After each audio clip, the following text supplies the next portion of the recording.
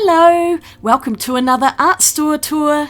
And today I'm going to be taking a look at Melbourne Etching Supplies, which recently merged with Wallace Printmaking Supplies, and this is now the Fitzroy store. There's also another one out at Fairfield. I only just recently learned that Wallace has turned into Melbourne Etching Supplies, but it's pretty much the same store I remember, just with a few small cosmetic changes and maybe a few different art supplies included. But this is the front counter, and as I move over to the right here, that area around the back I think is Omnis Framing, so it's kind of two companies in the one area, so you can get all of your art and framing supplies in the one place, which is great. And I'm just panning around so we could see the general layout of the store. It's quite long and narrow, so it was a little awkward to film, but I will wander the aisles shortly. So as far as I know, Wallace Printmaking Supplies still exists as they have a functioning website, but they've somehow merged with Melbourne Etching Supplies. And when it was Wallace, they were, and I think still are, the primary sellers of Sennelier products in Australia, or at least in Melbourne. So you will be seeing a lot of Sennelier products in this tour, but they also sell other brands as well, in particular the Australian ones such as Derivan Matisse. These acrylic paints are easy to get in Australia, and a lot of art shops stock this range. It's a bit like when I was in Greece and everywhere had the Amsterdam products. At this end of the world we have Derivan and Art Spectrum. Canson is pretty popular too. So I don't often get to come to this store because it is in the city and I live in the outer suburbs of Melbourne. But I do really like it. They have a lot of boutique-y products as well, and this is a great place to find Sennelier, especially the watercolours, because no one else sells them. There's also a big stand of Liquitex products there, another common brand, and I'll just start wandering down the aisles so we can see everything that's on display. As always, I did ask permission before filming in the store, and a special thank you to staff member Paul, who helped me out this day, and there I am in the reflection. The reason for my visit this time was actually for their June paper sale, so this is a little bit late in being posted, but I wanted to stock up on some of my larger papers, and of course I took the opportunity to do a tour as well. I'm getting into the Sennelier products now, starting off with this large display of abstract acrylic paints in little bags. They are also beautifully laid out. This store is really neat, and everything just looks very appealing on these wonderful display stands. This is a huge range of colours, by the way. I've never actually tried these abstract paints. I'm curious, let me know in the comments if you have, and are they any good? I just realised now I have absolutely no idea what those marker pens are. I didn't look closely enough, but I'm moving on to their other acrylic range, and these are the professional acrylics, I think. They look really beautiful as well, in boxes and also in loose tubes, all hanging up beautifully. I do have a few of these that I got at a sale somewhere, and I really need to try them out. I've got them in my cupboard waiting to be tested. One of these days that will happen, but I'm not allowed to buy any more until I've tried the ones that I already have. Moving around, and in this corner by the window are all of these speedball dip pen handles and nibs inside the glass cabinet here. The camera would not focus on them, but that is what those are meant to be. Here we go, I'll zoom out a little bit more so we can see more of the things that are around in the speedball range. A lot of calligraphy supplies basically, and they're all kind of hidden behind this display unit, which has a whole load of Sennelier gouache, and I've never tried them before. Here's a better view without the window messing with the light. Oh, must resist these. I don't need more gouache, but I would love to try the Sennelier ones. That's the trouble with these art store tours, is I have to try and not buy stuff, and it's so tempting. There are also some tiny Sennelier watercolour palettes there, and then going down to egg tempera, another medium that I have never tried. And going back over this way are all of the dry Sennelier pigments, pure pigment powder, and those are really great if you want to make up your own watercolours or oil paints, probably acrylic paints as well, and it certainly is an expensive hobby getting into all of that. But I do love how all of the pigments are neatly arranged in colour order. That's very pleasing to the eye. Next to the pigments are the Sennelier inks. I've collected a few of these over the years, and they are shellac based, so they're not good for fountain pens, they're for drawing or painting. They come in really large bottles as well. Down here are a few other brands of inks in mostly black, I think. And acrylic inks down the bottom here. I imagine those would be fun to paint with too. But now let's feast our eyes upon the wonderful shelves, filled to the brim with Sennelier oil pastels and soft pastels. Oh, they're so beautiful. I just love looking at all of the colours. It can also be incredibly overwhelming if you're starting out and you just have no idea what colours to start with. There's certainly a big choice. And opposite this display are the watercolours. This is one of the few places in Melbourne where I have found Sennelier watercolours in individual tubes, and so this is where I would generally come if I need to get a new tube of Sennelier watercolour. I have the entire range in a box set, so I don't think I'm going to run out anytime soon, but they're there if I need them, and they also come in dry half pans as well. Just depending on which you prefer, really. I'm not sure what these Japanesey looking paper rolls are, but I'll wander over to some of these shelves in the middle. On the end is a rack holding different Hahnemuhle sketchbooks. I tried to turn the thing and it didn't work very well, it got stuck right here. But they have their sketchbooks kind of dotted around the store in various places. I have no idea what Hosho paper is, I've never seen that before. There's also some Raphael travel brushes, some more Hahnemuhle books, including that toned cappuccino one. The DNS is more like a drawing and sketching book. It's one of the first I ever owned by Hahnemuhle. Looks like there's some Fabriano books there too, but I moved around to the opposite shelf, and I'm not entirely sure what I was looking at there, but let's pan up a little bit so we can see what's up the top here. Over in this area are the coloured pencils, Faber-Castell Polychromos, and the water-soluble Albrecht Durers are to the right here. This store doesn't really carry a huge range of coloured pencils. It seems like Faber-Castell is probably the biggest range they have. So dotted around the store are all these little pictures of cats, and apparently one of the staff members really loves cats, which I can totally relate to, so we shall see how many we spot as we move around. Down here are Conte pastels, which are often used for traditional drawings, life drawings, things like that, and then all of the graphite pencils down the bottom here. Looks like there's some mechanical pencils there too. Some drawing paper down the bottom. I have some of the Lana paper and it's really good. The orange pad, that is. I haven't tried the watercolour paper on that blue pad to the right, but the drawing paper is really good. And over here are some Art Graph Taylor shapes, which are like water-soluble graphite in colours, and those are really good. I've got some at home. A few different spray cans, fixatives, and then some more Lana paper, which looks like watercolour paper as well. I have a couple of large sheets of this in my watercolour paper stash, but I haven't tried the pads out. Moving around to the other end is a stand with all of the Daniel Smith watercolour paints in 15mm tubes. Daniel Smith is another brand I like. It's from the USA, and they're pretty common to get in Australia these days. I have quite a lot of tubes in my collection, and I really like these paints. Oh, going around there, a little bit of dodgy footage, and there's more tubes on this side. So I think it's the full range, although not all of them were in stock at this time. Most of them were though, so that's always good. Watercolours get very expensive, but I do like the ability to buy single tubes, which is a bit cheaper that way. And we've got some etching inks, I think, which are on 60% off sale down on that lower shelf. And over here is a stack of watercolour blocks, and I think they're by Hahnemuhle, I'm guessing here. Then there's this little printing press and another one of those little cute kitty artworks, what looks like a vintage postcard, and then that is an etching press. You'll have to forgive me, I know nothing about etching at all. But yes, those are definitely Hahnemuhle. Coming around to the next shelf, and this is where the Daniel Smith watercolour paints are.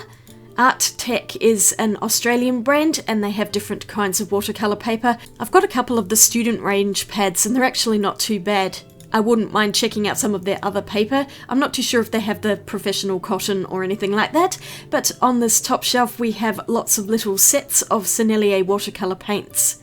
Up to the 48 set in the big metal tin, and then some smaller ones, along with La Petite Aquarelle, which is the student range. The yellow boxes are the professional range here, and there's some really tempting ones, these gorgeous wooden boxes that I totally don't need because I already have the watercolours, but here's one on display and it looks so pretty. There we go, it's in focus now. I always find a wooden box so very hard to resist. But I really like Sennelier watercolour paints, the professional range at least, and I highly recommend trying them out. They have the smaller test packs along with the larger sets. But I'll move on from the paints and let's see what's on the shelves underneath. They have Sennelier watercolour paper that I still have yet to try. I've heard good things about it. There's also some Fluid 100 paper in 100% cotton, and then there are some Hahnemuhle papers over here, with those green labelled sketchbooks being their newest 100% cotton books. And man, those are not cheap either. Down the bottom is more Art Tech, some Sennelier, and a large pad of Fabriano Artistico 100% cotton paper. And on the very bottom shelf are some etching inks. And since I have no idea what these are, I'm just going to pan across so you can see them, and let me know in the comments if you do any kind of etching. I would be really curious to hear about it. But from what I can see, this whole back corner to the left of the counter is mostly dedicated to what looks like printmaking and etching supplies. There are some more Hahnemuhle nostalgia books on the end though, and it looks like some craft paper too. Also some toned watercolour paper. I have a couple of small books of that. It's okay, not the best though because it isn't cotton, and so it doesn't work quite as well. But there's quite a variety of sketchbooks on this particular carousel. It actually turned a bit better than that first one that I tried. And my reflection in the plastic of the books, yay! Sketchbooks are something I have entirely too many of, and I am trying to work through some of the ones that I have. There's a lovely vintage or antique drawer unit in this corner, and there's a whole bunch of miscellaneous supplies around here. This is also, as I said, where the etching inks are for the most part, and other things that I'm not entirely sure what they are. I had to have another look at the sketchbooks just before I go around the corner though, because I didn't quite film all of them. I have a handbook journal at home that I really need to open and try out, but I'm coming back around so you can have a closer look at the inks down here. Things that I don't know, the difference between etching inks and printmaking inks, or how indeed you would actually use them, but they do have a beautiful display of etching inks. So Melbourne Etching Supplies is definitely a place to come to if you're into it. I'm definitely going to have to do some research on the subject. I think etching and printmaking, it's all kind of under the umbrella of printmaking, but I won't embarrass myself further by pretending I know what I'm talking about, because I've got no idea. All I know is that printing and etching sound like they would be quite expensive, and I could see all of these wonderful supplies which could potentially be used. It does look like a lot of these are professional ranges. And Neil Wallace / Melbourne Etching Supplies do seem to carry a lot of professional artist brands. There are some student range items, but really it's the higher level brands that they tend to carry. And that's totally fine with me because they're generally the ones that I will prefer to use. Even though they're usually really expensive, high quality products are usually worth the money. There are exceptions to the rule, of course, but usually with art supplies you tend to get what you pay for. I cannot get over how many etching supplies are in this shop. It really does live up to its name, and I've never seen this many in any other store. But now I'm moving to the other side of the shop. I had no idea the camera was on here, but that actually transitions nicely over to this area. And once again I'm back into familiar territory with the oil paint section and other things. Here's a brand that's new to me. Cranfield. This is a UK company, and it's the first time I'd ever seen these oil paints. They look very nice. I'd be curious to try these. Let me know if you have. Over on the back wall is another big display of Sennelier, and these are the oil paint sticks, with jumbo-sized ones at the bottom and then some smaller ones at the top. Then there's a display of all the Sennelier mediums that are related to oil painting. And this looks like the tubes of Sennelier oil paints. In a decent range of colours here. Lots of blues and reds by the looks of things. Something else I'd want to try, but I already have quite a lot of oil paints and I really should use those first. These look like big tubes in those boxes. And up the top is a colour chart with all of the range that they have. And over on this next shelf are the student oil colours, which are called Reeve. Directly opposite is this large range of Art Spectrum mediums. Art Spectrum is an Australian company and their factory is in Melbourne, so they're super easy to get here.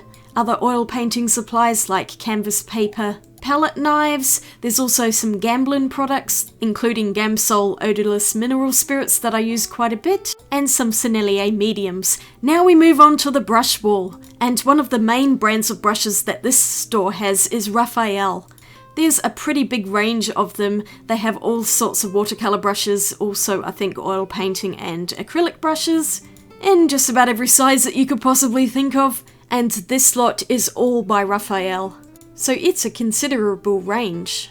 And they sell natural along with synthetic hair brushes. Then there are some Leonard brushes, which I guess is another fairly fancy French company. I've never tried any of these brushes personally, but they seem to have quite a lot of wide wash kind of brushes, along with some smaller ones down the bottom. All of these ones are Leonard as well, so that's quite a hefty range now I'm looking at it. It has been about a month between filming and actually editing this, so I've forgotten half of what's in this store. But there's more Raphael brushes over here, some really big ones by the looks of things. You can never have too many brushes, am I right? On the next shelving unit are Gamblin Artists Oil Colours. And I've heard good things about this brand as well. I think those are professional artist quality paints, with some nice vintage furniture as well. More printmaking stuff, screen inks for screen printing by Derivan. I've also never tried screen printing, so we'll just look at all the pretty colours, and it seems like they have some large buckets of paint down the bottom here. More etching supplies. So many intriguing items of mystery that I have no clue how to use. Cyanotype fabric sheets. Ooh, that looks interesting. And then speedball inks of some description. I'm guessing these are printmaking inks as well. Ah, I'm so helpful, aren't I? But what have we here? Isabey brushes. I love these brushes so much. Well, I only have one brush, but it's one of my all-time favourites. And those Le Voyager brushes are by Raphael. Those are a travel brush set that I actually own. I got those years ago, and they're really lovely. But this is one of my favourite areas. There's just so many pretty brushes here. They're incredibly well made, and they're just such a joy to paint with. Look at them all in the drawer. Those things are worth a fortune, but they are incredibly high quality, and if you want to treat yourself to a beautiful watercolour brush, you can't go wrong with these. Here's Nick opening the drawers so that we can see them all. Look at those gorgeous quill brushes. I would love to own more of these, but for now I have to content myself with just looking at them in the drawers because that's a much cheaper option. Luxury items indeed, but I guess if you're serious about watercolour, then these sorts of things are more of an investment into the craft. Here's another cat postcard, yay! Most of them look very vintage to me, and then there are a few other little travel sets, including that bamboo set there. Here's a wider view of that area with the paintbrushes on the end, and then some decorative orchids, along with another cat postcard around here. I like it when shops make a real effort to decorate the place and make it look more appealing. I really appreciate small touches like that. Loads more of those speedball inks.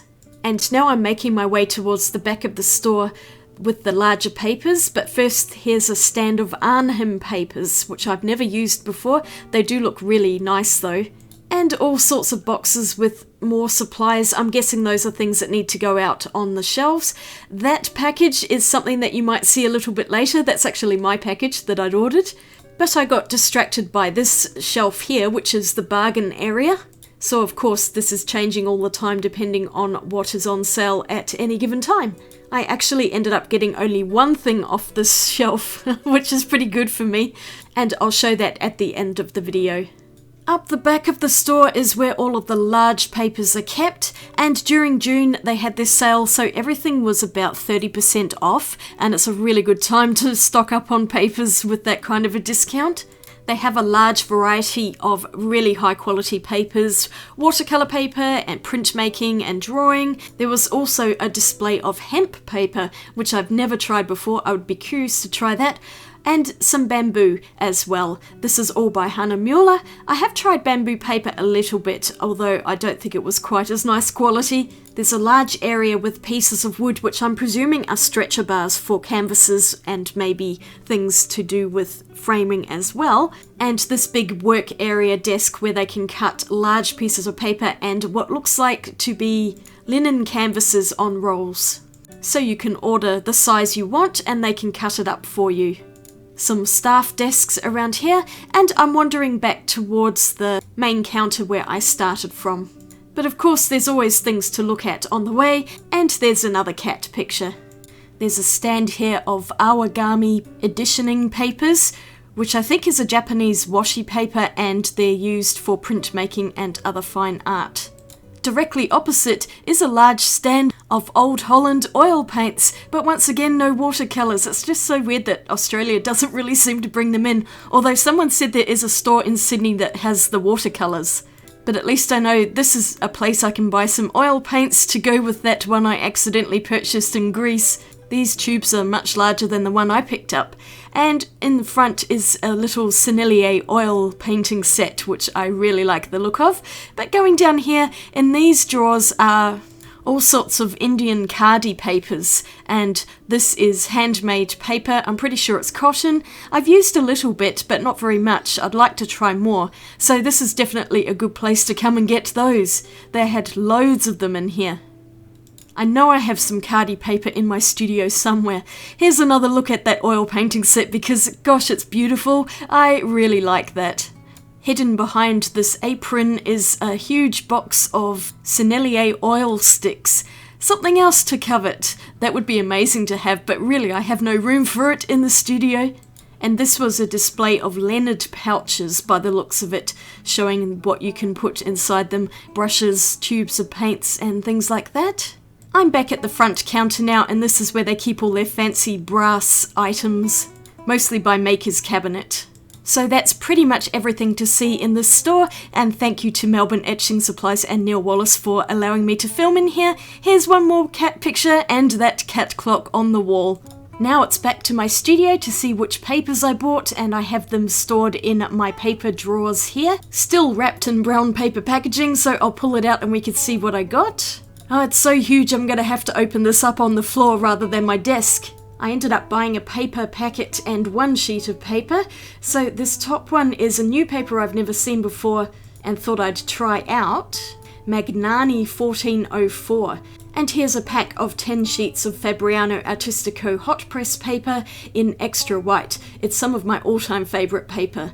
Here's a closer look at that Magnani paper, which is 100% cotton as well. I think it's actually meant for printmaking, but I'd be curious to try watercolours on it, and you can see the watermark on the back there. And a little bit of a closer look at the Fabriano paper. I'm leaving it in the pack for now because I still have an open packet in that drawer as well, but it was a good time to stock up while the price was a bit cheaper. And I picked up this one box from that bargain bin. It's a little box of Sennelier soft pastels. They were pretty cheap, much cheaper than buying them as individuals, so I thought I'd pick them up and add them to my slightly growing collection of soft pastels. I really can't justify buying a full set, but these look nice and pigmented, very high quality. And here's a few things I bought from previous shopping trips there. This Sennelier towel, which is very messy because I've had this in my bag and I've been using it to wipe off my watercolour brushes. I'm really hoping I can wash this and it will come clean, otherwise it will just have to stay like that. I also have a bamboo roll of those little Raphael travel brushes. These are really lovely. I'd lost them for ages. I only just found them recently. I'd put them in a safe place, of course, and so now I'm going to reinstate these into one of my travel kits. They're high quality brushes. They just have much shorter handles than normal.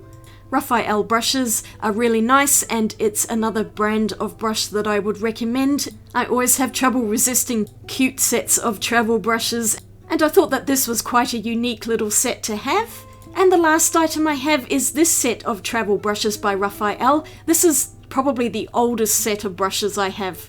And these were $20 or $30 cheaper back in the day when I bought them. They're much more expensive now. But overall, it's a really lovely set, and this little one is so precise.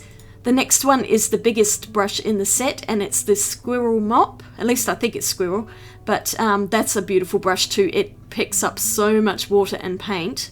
I've used all of these brushes a lot over the years.